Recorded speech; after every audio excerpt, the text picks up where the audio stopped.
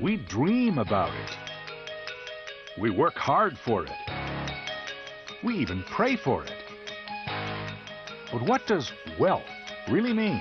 Prosperity, good health, family, love. Hold hard cash in hand. Most Americans strive for material wealth. What I do is very glamorous. I love building great towers. I love real estate and building buildings. But in other parts of the world, wealth can mean something completely different. For the Wodaabe nomads of Niger, material wealth can be a burden. All we have can fit on the back of a donkey. In Norway, great wealth can be embarrassing. You shouldn't pretend to be more than your neighbor and don't stick out. It's the opposite of the American society, actually. And in India, there's a kind of wealth that has nothing to do with money. When we are seeking wealth, we are really seeking happiness. The geography of wealth tells us a lot about what's important in life, and that can depend on who and where you are.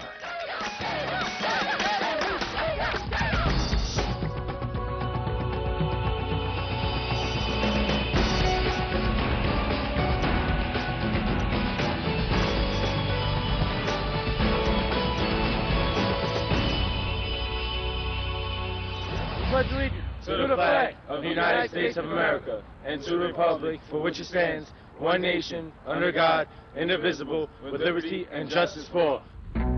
America, home of the free and land of opportunity. The United States is built on the belief that anyone can make it big here. And for many Americans, that means one thing. Money. 3/4 of all Americans say earning a lot of money is an important measure of a successful life. And if there's one man who personifies the American dream of financial success, it's Donald Trump. Donald really exemplifies wealth in America because there's living on a grand style, but there's also building on a grand style, and it is all about money.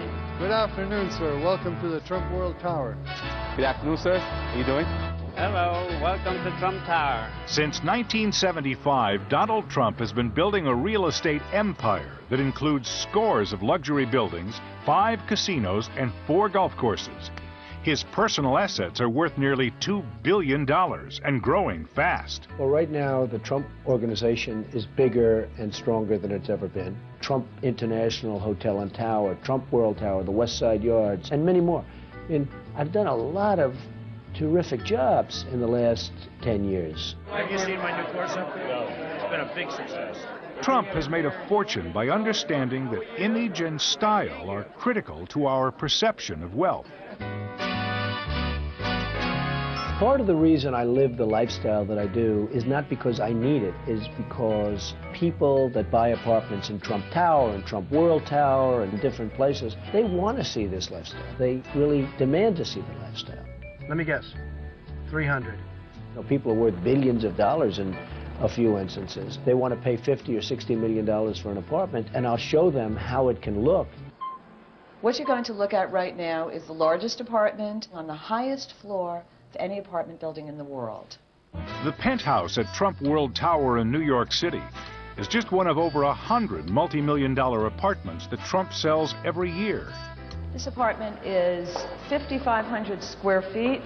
As you notice, you have 16-foot-high ceilings with floor-to-ceiling windows, panoramic views of all of New York. All of this can be yours for a mere $17 million.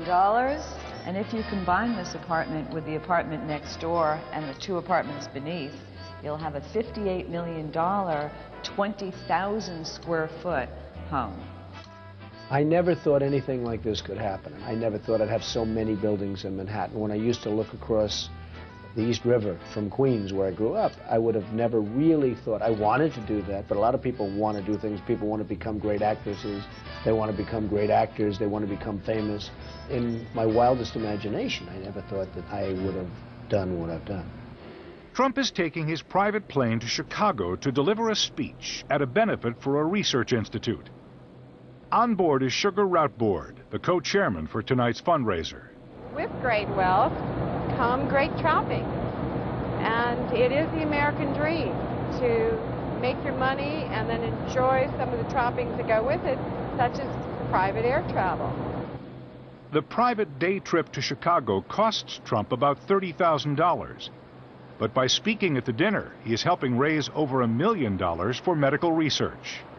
People really want to hear what Donald has to say. Other billionaires want to hear what Donald has to say. And in this day and age, it's very difficult to raise money. And sometimes you have to bring a star out. And more in this day and age in economy, people would just as soon have a money star than they would a movie star. Please give a big Chicago welcome to Donald Trump. Thank you very much. For Trump, the road to great wealth has a few simple rules. Be passionate. Think big. Go against the tide. Don't be afraid. Always have a prenuptial agreement. Donald Trump epitomizes the American dream of being rich and successful, but amassing enormous amounts of private wealth is not every country's ideal. Imagine a place where hardly anyone is homeless or hungry, where health care is practically free, and where each worker gets 5 weeks of paid vacation every year. Sound like heaven? Welcome to Norway. For the last 2 years in a row, the United Nations has rated Norway the best place to live in the world. What does it take to be number one? Low crime, clean streets, and lots of money. Nowadays, of course, we have this big challenge that we make so much money we can't spend it all. Like 300 billion kroner, which is a lot of money, that's our annual surplus.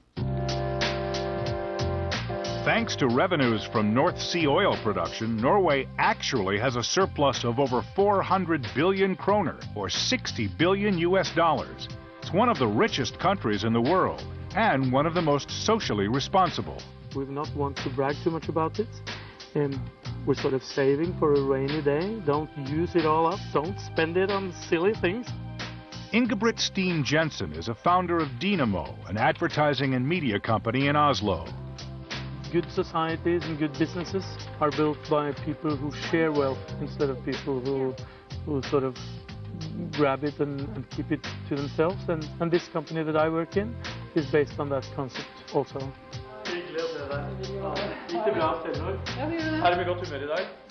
Norway has enough money to take care of all of its citizens' health and welfare. So companies like Dinero are free to focus less on the paycheck and more on the quality of life. We don't want people to work long hours. The ideal is for people to do good work during 8 hours and go home and do something else. You need all kinds of things in your life to be a good professional also. If you're just working, I think you end up as an idiot. Charlie is here, but no one else is. It's only 4 o'clock in the afternoon, but everyone at Dinero has gone home. It's important that they take their kids to the football training or go home and make love in the afternoon with the wife. And in the long run, that's maybe the way to produce good work. This is our modern politics. This is replying, I think, in a very wealthy country, of course, to the values that people think are important.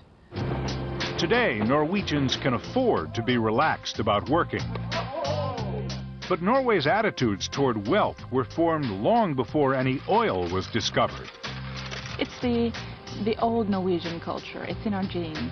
You shouldn't pretend to be more than your neighbor and don't stick out. It's the opposite of the American society, actually. Despite cultural differences, both Norway and the United States have an extremely high standard of living.